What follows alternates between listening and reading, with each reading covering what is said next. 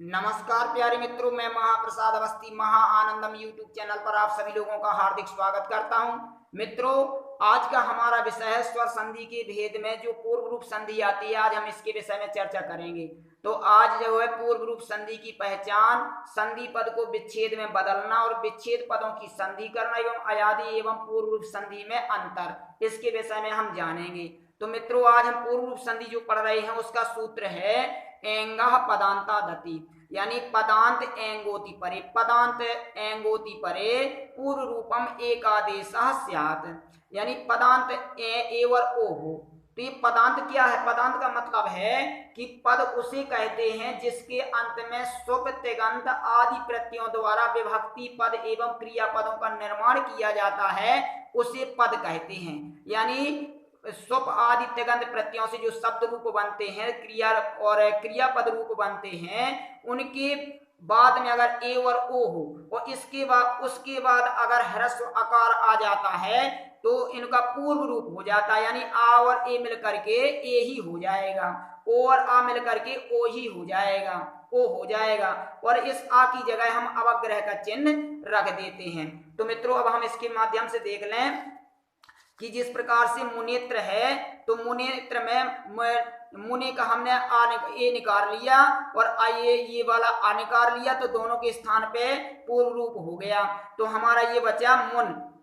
जब हमारा ये मुन बचा तो ये वाला ये चला जाएगा नाम है, तो मुनि बन जाएगा, और आ का जो बन जाएगा अवग्रह रूप, और शेष बना तो बन गया मुनेत्र। इसी प्रकार से नमो जो है नमो प्लस अस्तु है, तो नमो में हमने ओ निकाल लिया, बचा हमारा नम, तो ये नम बचा। इसके बाद हमने ये आ निकाल लिया, इन दोनों के स्थान पे ओ का जैसे का तैसा और आ का बना दिया अवग्रह चिन्ह, तो ये ओ चला जाएगा नमो में, तो नमो बन जाएगा और आ का अवग्रह चिन्ह हो गया, और शेष जो है बचा अस्तु, तो बन जाएगा नमोस्तु। इसी प्रकार से वने प्लस अपी है, तो वने में ना में ए है तो ए निकाल लिया और अपी का ए है आ निकाल लिया, दोनों के स्थान पे पूर्व रूप कर दिया, तो इस प्रकार से बन गया ए और आ का अवग्रह रूप हो गया।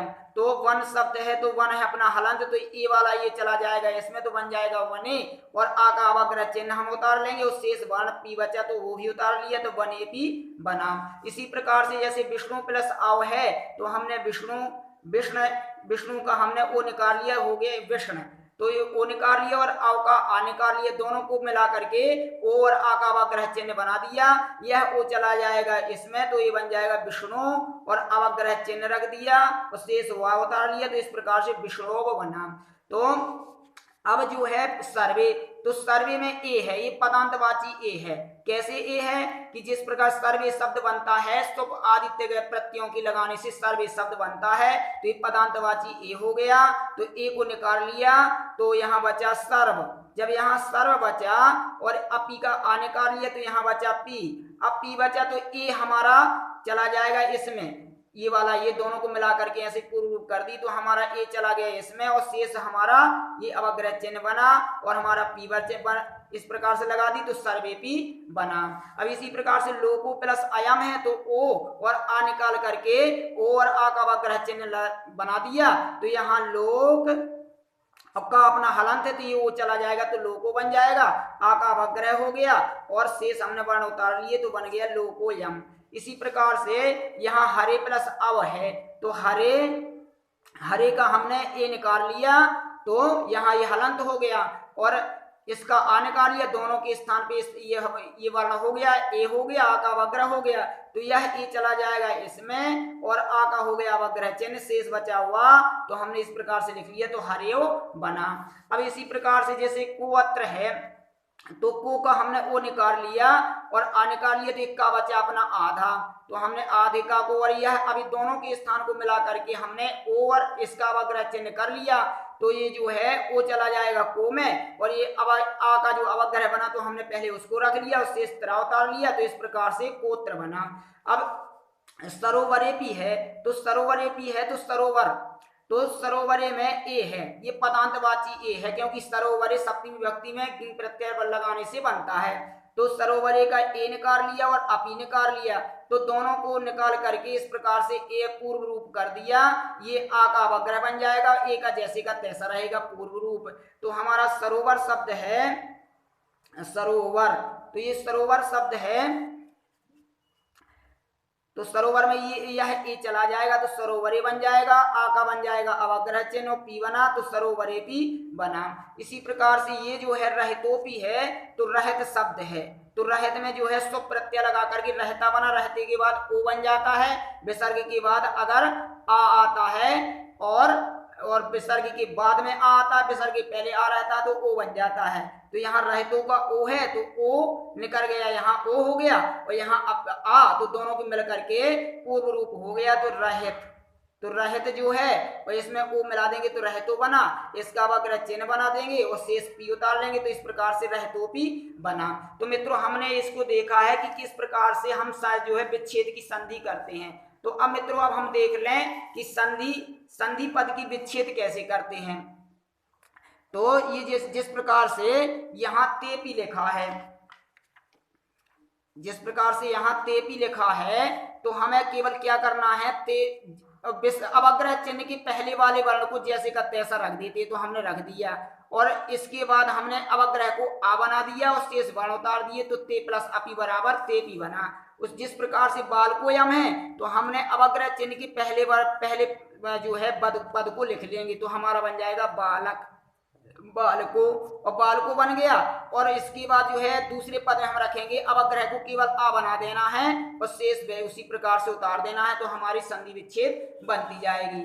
तो जिस प्रकार से बालको प्लस अयम बराबर बालकोयम बना। इसी प्रकार से जैसे ग्रामेपी है, तो ये ग्रामेपी है तो ग्रामे, तो ये जो है ग्रामे को हमने लिख लिया। अब शेष जो है अवग्रह चिन्ह है इसको केवल आ में परिवर्तन करना है और शेष वर्ण को जैसे का तैसा रख देना है, तो ग्रामी प्लस अपी बराबर ग्रामेपी बना। इसी प्रकार से इंद्रो हम है, तो इंद्रो हमें अवग्रह चिन्ह के पहले वर्ण जितने हैं उतने लिख लें, तो हमने लिख लिया इंद्रो, ये लिख लिया। अब जो है शेष पद में इस अवग्रह को केवल आ बना देना है और बाकी जैसे कि तैसे लिख देना है, तो इंद्रो प्लस अहम बराबर इंद्रोहम। इसी प्रकार से भवनेपी, तो भवनेपी है तो हमने पहले भवने को उतारा, ये हो गया भवने।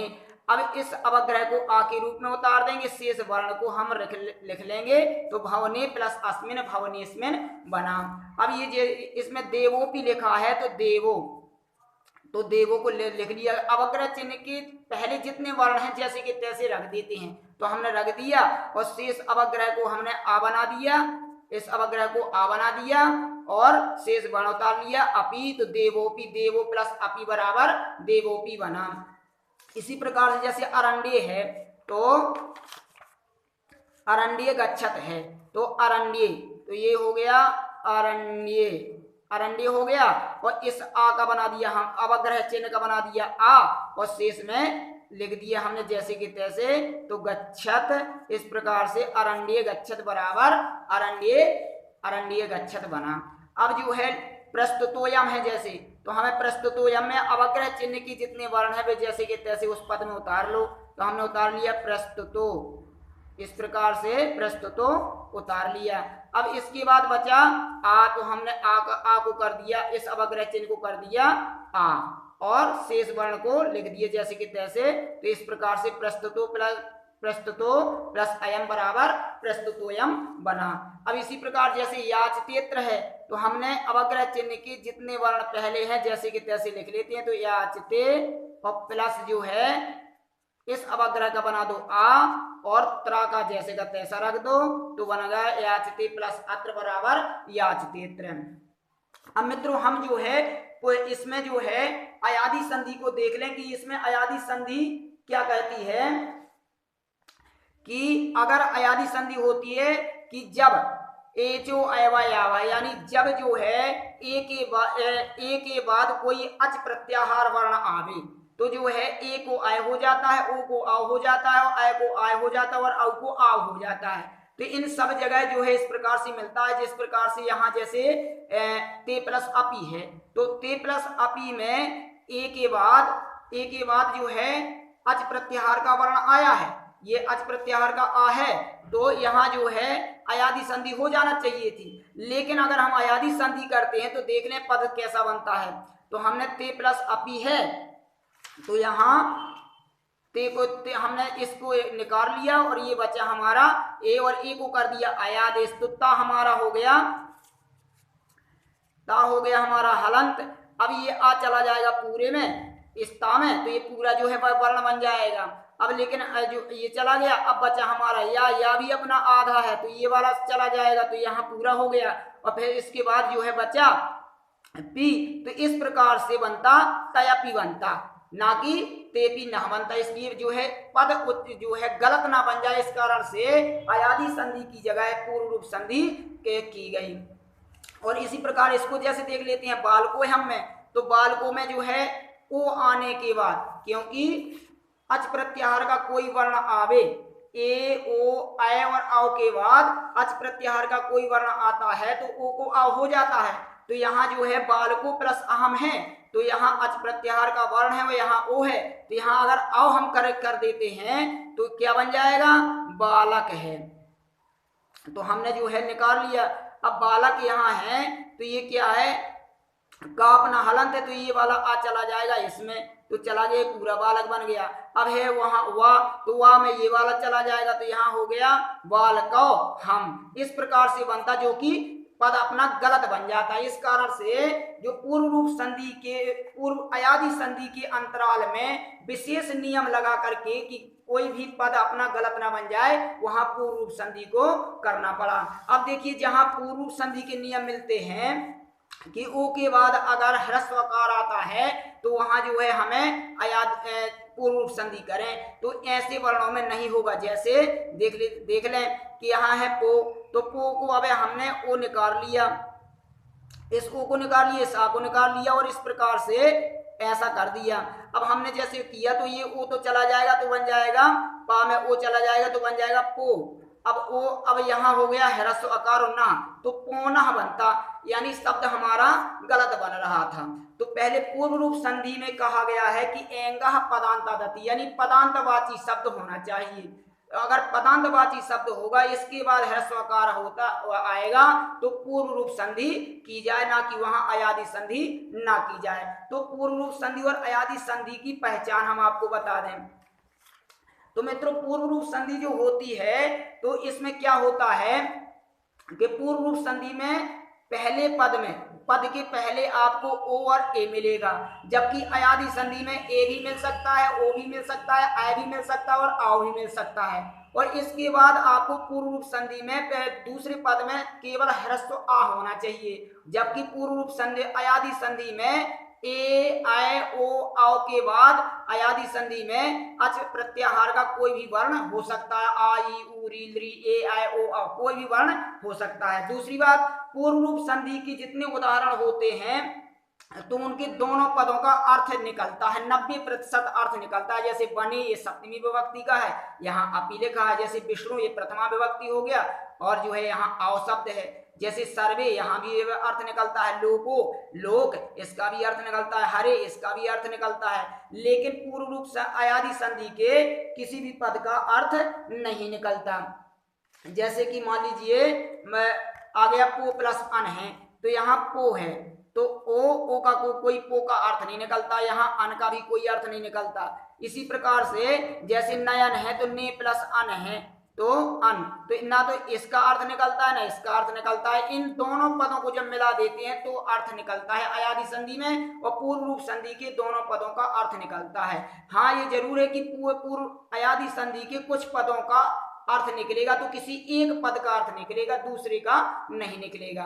तो मित्रों इसी के साथ जो है, अगर वह आपको वीडियो अच्छा लगा हो तो लाइक करना, सब्सक्राइब करना। धन्यवाद।